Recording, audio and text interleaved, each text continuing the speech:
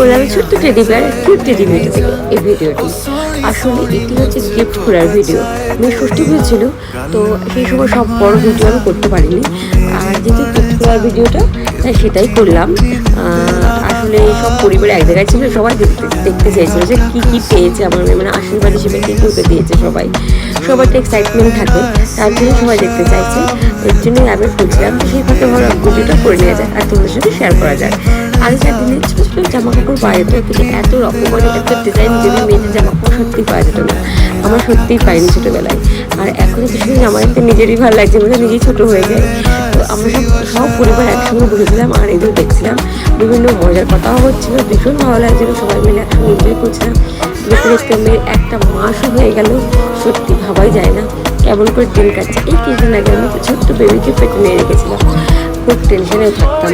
এখন সব ভালো হয়েছে বলে হাসি মুখে সব